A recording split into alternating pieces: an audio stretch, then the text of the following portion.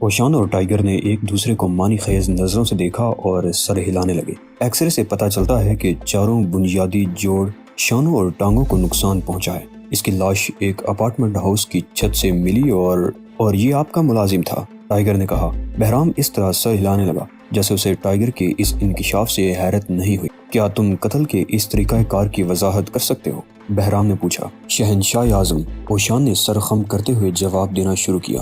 ظلم و تشدد کے کئی طریقے اور کئی چہرے ہوتے ہیں، لہٰذا اشاروں کنایوں میں ایوان سناجو کو اس قسم کے قتل کا ذمہ دار ٹھہرانا انصاف نہیں ہوگا۔ ہم ممتاز قاتل ہیں، ہمیں ہماری رفتار اور ستھرے پن سے جانا جاتا ہے۔ ایوان سناجو پر میں نے کوئی الزام نہیں لگایا، بہرام نے دو ٹوک انداز میں کہا، لیکن میں یہ جاننا چاہتا ہوں کہ کیا تم طریقہ قتل کی شناخت کر سکتے ہو؟ مجھے علم ہے کہ میں تم لوگوں کو بعض اوقات مکمل اطلاعات فراہم نہیں کرتا، لیکن اس کے بارے میں اتنا بتا سکتا ہوں کہ یہ ہمارے لیے فردوس میں کام کرتا تھا، پھر اس کا تبادلہ یہاں ہو گیا۔ اس کو فردوس کی طرح یہاں بھی یہ علم نہیں تھا کہ یہ اصل کام کس کے لیے اور کیوں کرتا ہے۔ نوکروں کو یہ سکھانا بہت مشکل ہے کہ ان کا اصل کام کیا ہے، اوشان نے سر ہلاتے ہوئے کہا، لیکن مجھے یقین ہے کہ جلد ہی تمام خادم یہ سمجھ جائیں گے کہ وہ کس کے لیے اور کیوں کام کر رہے ہیں۔ نہیں، میں یہ نہیں چاہتا کہ انہیں اس کا علم ہو۔ شاندار، یہ شاہی بصیرت و فراست کی مثال ہے، اوشان جھوم کر بولا۔ نوکروں کو جتنا کم معلوم ہو اتنا ہی اچھا ہے۔ آپ بہت ذہین ہیں اعلیٰ حضرت، آپ کے اجداد کو میرا سلام۔ بہرام جھنک کر کھانسنے لگا اور ٹائیگر کے چہرے پر بے ساختہ طور سے مسکراہٹ دوڑ گئی۔ بہرحال، بہرام نے کھنکارتے ہوئے کہا، یہ مسئلہ میرے لیے باعث تشویش ہے۔ اس طریقہ قتل سے کئی سوالات نے جنم لیا ہے اور میں ان سوالوں کا جواب چاہتا ہوں۔ یہ موت کہاں واقع ہوئی؟ اوشان نے پوچھا۔ شکاگو میں۔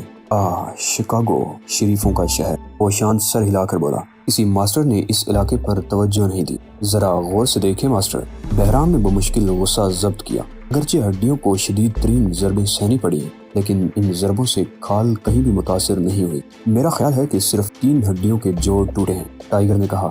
اسے ایسا لگ رہا تھا جیسے اس کے سامنے کوئی پرانی فلم چل رہی ہو۔ ایکس رے رپورٹ، وہ جھوٹی ہے، ٹائیگر نے بڑے اطمینان سے جواب دیا۔ کلے اور دونوں کندھے کے جوڑ ٹوٹے ہیں، ٹانگ بڑی احتیاط سے کاٹی گئی ہے تاکہ ہڈی کا جوڑ متاثر نہ ہو۔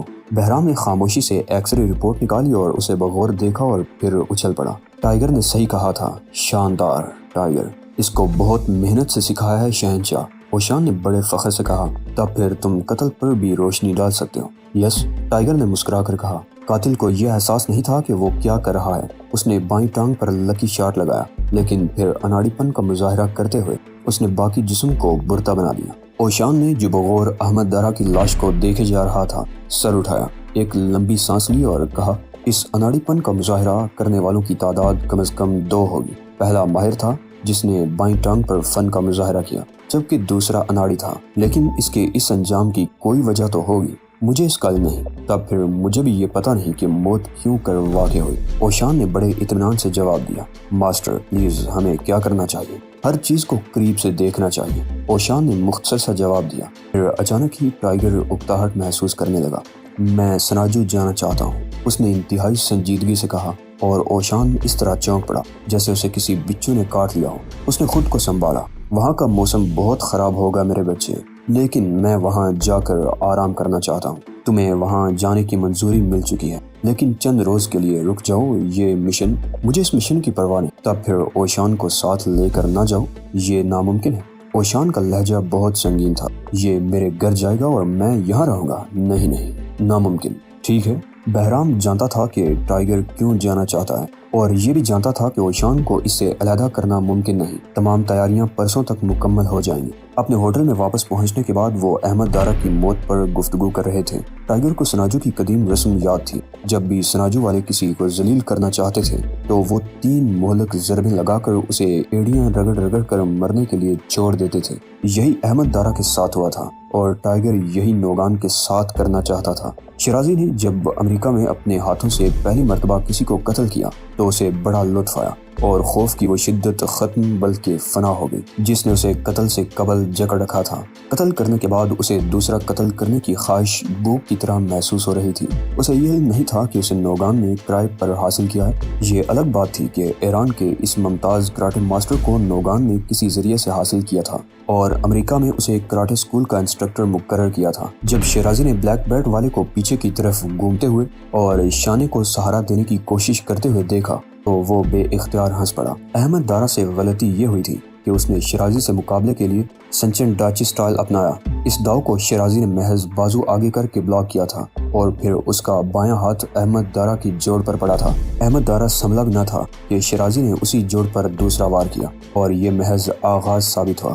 شیرازی کو علم تھا کہ اسے اکیلے مارنے کی اجازت نہیں، دوسروں کو بھی حصہ دیا جانا تھا، لیکن اسے طمانینت ضرور تھی کہ آغاز اس نے کیا ہے۔ اور جب وہ اپارٹمنٹ ہاؤس کی چھت پر احمد دارا کو تڑپتا ہوا چھوڑ کر جا رہے تھے تو شیرازی بہت خوش تھا۔ اس روز جب مسٹر مانچو نے اس سے وعدہ کیا کہ وہ انعام میں شیرازی کو ایک ایسا شخص دے گا جس کو مارنا صرف شیرازی کا حق ہوگا تو شیرازی کی خوشی کی انتہا نہ رہی۔ مانچو دراصل مشرقی تھا اور کراٹے اسکول کا چیف انسٹرکٹر تھا جو کبھی جمنازیم میں نظر نہیں آتا تھا۔ مانچو ہی نے شیرازی کی صلاحیتوں کو جلا بخشی تھی اور اسے ایسا فن سکھایا تھا جو شیرازی کے لیے اجنبی تھا۔ یہ فن کراٹے، کنگ-فو، جوڈو، کاسموری اور ایسے ہی دوسرے فنون سے مل کر بنا تھا اور اس کے پہلے عملی مظاہرے میں شیرازی کو احساس ہو گیا تھا کہ یہ فن دیگر تمام فنون سے برتر ہے۔ اسے حکم ملا کہ وہ رے نیو یارک کے قبرستان میں اپنا شکار تلاش کرے تو اس رات ایک قبر پر پھول چڑھانے والا ایک شخص اس کا نشانہ بن گیا۔ اس کی تمام ہڈیاں ٹوٹ گئی اور جب شیرازی مانچو کی رہائش گاہ پر واپس آیا تو اسے بتایا گیا کہ وہ کسی دوسرے شخص کو مار آیا ہے۔ اس بار اگرچہ شیرازی کو مایوسی ہوئی لیکن خوشی بھی ہوئی تھی۔ اس نے پہلی مرتبہ اکیلے شکار کیا تھا۔ رکو، شیرازی نے قبرستان کے قریب ایک نوجوان کو للکارا، کیا تمہارا نام شہزاد ہے؟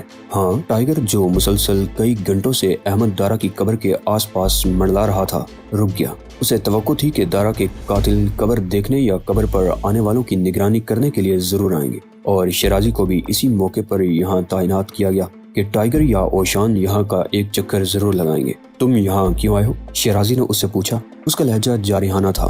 فاتحہ پڑھنے کے لیے، ٹائیگر نے بڑے اطمینان سے جواب دیا۔ کیا مطلب؟ میرا خیال ہے کہ تم بھی مسلمان ہو اور میں بھی۔ سنا ہے کہ مرنے والا بھی مسلمان تھا، آؤ تم بھی فاتحہ پڑھ لو۔ کس پر؟ شیرازی کے منہ سے لاشعوری طور پر نکل پڑا۔ اپنے اوپر۔ ٹائیگر نے غرا کر کہا۔ کون ہو تم؟ میں کراٹے ماسٹر ہوں۔ شیرازی نے منہ پھلا کر جواب دیا۔ اور میں نے سنا ہے کہ مقتول کو قتل کرنے سے قبل قاتل نے اس کی ہڈیوں کے جوڑ الگ کیے تھے اور پھر؟ ہاں، ٹائیگر نے خوفناک آواز میں کہا۔ تم نے یقیناً اتنی بھیانک موت کبھی نہ دیکھی ہوگی۔ ہاں، ٹائیگر سر ہلانے لگا۔ لیکن تمہیں شاید یہ علم نہیں کہ اذیت ناک موت مارنے کے لیے اور بھی طریقے ہیں۔ وہ کیا؟ پیشانی پر ہلکی سے تھپکی دو۔ ہاتھ کی پوزیشن ایسی رہے جیسے کوئی جھنڈا لہرا رہا ہو۔ یہ تھپکی کنپٹی سے ہٹ کر لگنی چاہیے۔ تھپکی کے بعد بڑے سے بڑا کراٹے ماسٹر بھی کتوں کی طرح بلبلاتا پھرے گا۔ ٹائیگر نے شیرازی کی آنکھوں میں عجیب سی چمک دیکھی تو وہ بھی تیار ہو گیا۔ اسے ماضی کا ایک ایک واقعہ یاد تھا۔ اسے ہر قیمت پر اپنے کندھوں کو بچانا تھا۔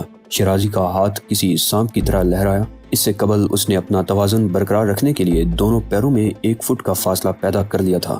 گڈ، نوگان نے تمہیں اچھی تربیت دی ہے، ٹائیگر نے اس کی آنکھوں سے آنکھیں ہٹائے بغیر کہا۔ اسی لمحے میں شیرازی نے حملہ کر دیا۔ اس کا بھرپور ہاتھ اس کے دائیں کندھے کی طرف آ رہا تھا۔ اس بار ٹائیگر نے وہ غلطی نہیں کی جس کے باعث وہ ایک مرتبہ نوگان کے ایک ایسے آدمی ہی کے ہاتھوں زخمی ہوا تھا۔ اس نے آخری لمحے تک خود کو ساکت رکھا اور جو ہی ہاتھ اس کے دائیں کندھے کے جوڑ سے 1 انچ اوپر آ گیا وہ بیٹھتا چلا گیا۔ شیرازی کے حلق سے ایک خوفناک چیخ نکلی۔ ضرب کندھے پر نہ لگنے کے باعث اس کا ہاتھ جول گیا اور اسی باعث ہاتھ کو اتنی زور سے جھٹکا لگا تھا کہ ہڈیاں تک تڑک گئی تھی۔ کیا نوگان نے یہ نہیں بتایا تھا کہ تمہارا مقابلہ اوشان کے شاگرد سے ہوگا؟ ٹائیگر لمحہ بھر میں اٹھ کر شیرازی کے دائیں طرف 1 گز دور کھڑا ہو گیا۔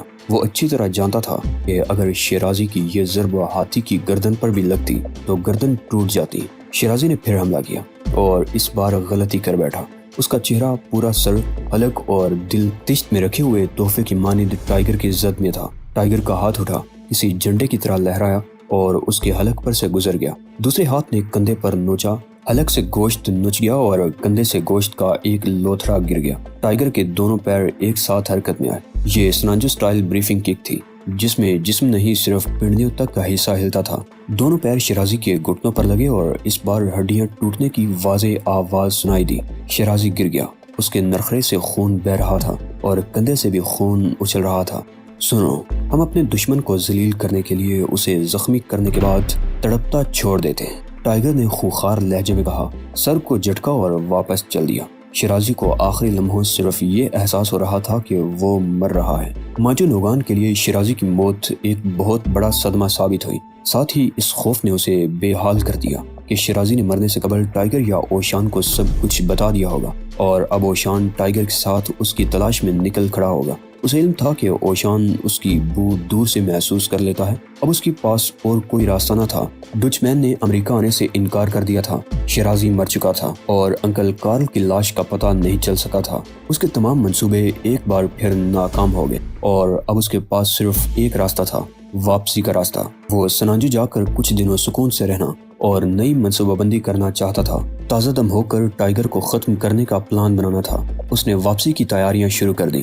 وائس ایڈمرل لی اینڈرائٹ کو اس کے سابقہ تجربے کی بنا پر خلیج فارس میں تعینات امریکی بحری بیڑے کی آبدوزوں کی کمان سے خاص طور پر واپس بلا لیا گیا تھا۔ ایڈمرل کو یقین تھا کہ کوئی انتہائی اہم مشن درپیش ہے، وگرنہ ان حالات میں اسے ایٹمی آبدوزوں کی کمان واپس لینا اور بہترین آبدوز سمیت واپس بلایا جانا بہت ہی غیر معمولی بات تھی۔ اسے یقین تھا کہ اسے کسی مدکوک سے مغرور بوڑھے کو کسی چھوٹے سے جزیرے میں پہنچانا ہوگا۔ یہ 5واں موقع تھا۔ اس سے قبل وہ سونے کی ایک چھوٹی سی کھیپ لے کر بھی وہاں جاتا رہا تھا۔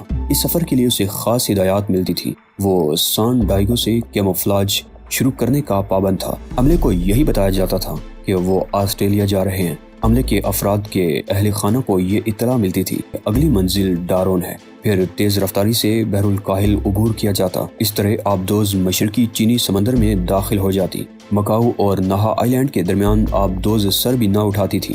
اس کے بعد اس سمندر میں شمال کی سمت میں سفر شروع ہو جاتا تھا۔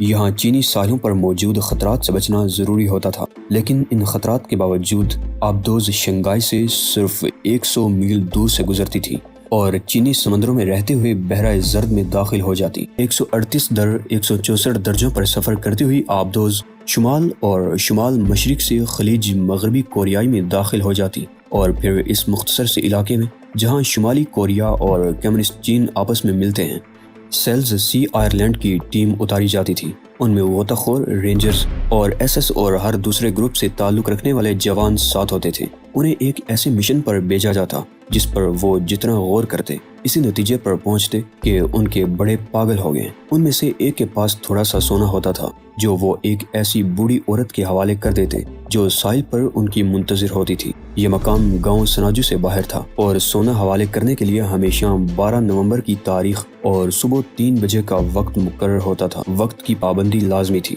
اس وقت کے کیپٹن لی اینڈرائٹ نے جب پہلی مرتبہ سونا لے جانے کی ذمہ داری سنبھالی تھی تو اس نے حساب بھی لگایا تھا۔ سونے کی قیمت زیادہ سے زیادہ $10,000 ہوتی تھی، جبکہ اس کو حوالے کرنے کے مشن پر لاکھوں ڈالر خرچ ہوتے تھے اور اس مشن میں عالمی ٹکراؤ یا تنازعات کے جنم دینے کا بھی خطرہ ہوتا تھا۔ ایڈمرل لی اینڈرائٹ کو یقین تھا کہ کیونکہ نومبر ابھی دور ہے لہٰذا سونے کے بجائے کوئی آدمی سناجو جائے گا۔ ایک امریکی بندرگاہ پر آبدوز ڈیٹرسن نمودار ہوئی تو ایڈمرل نے وائس ایڈمرل کو معمول کی بریفنگ کی اور آنکھ مار کر اسٹیمر میں بیٹھ گیا۔ روانگی کے مقررہ وقت سے صرف نصف گھنٹے قبل اسے ایک اور اسٹیمر نظر آیا جس میں صندوق بھرے ہوئے تھے۔ اسٹیمر کے اگلے حصے میں ایک بوڑھا اور ایک نوجوان نظر آ رہا تھا۔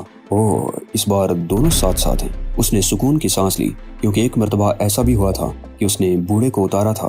پھر واپسی پر ایک جوان اسی جزیرے میں جانے کے لیے ضروری کاغذات سمیت تیار کھڑا تھا۔ صندوق بڑی پھرتی سے آبدوز میں منتقل کیا گیا اور جب تک وائس ایڈمرل رائٹ مہمانوں کے استقبال کے لیے نیچے پہنچتا بوڑھا غائب ہو چکا تھا۔ نوجوان بہرحال موجود تھا۔ اسے نوجوان سے مل کر واقعی خوشی ہوئی۔ وہ چلبلا اور شوخ نظر آ رہا تھا۔ معزز بزرگ کیا اپنے کمرے میں چلے گئے؟ ہاں، ٹائیگر نے جواب دیا۔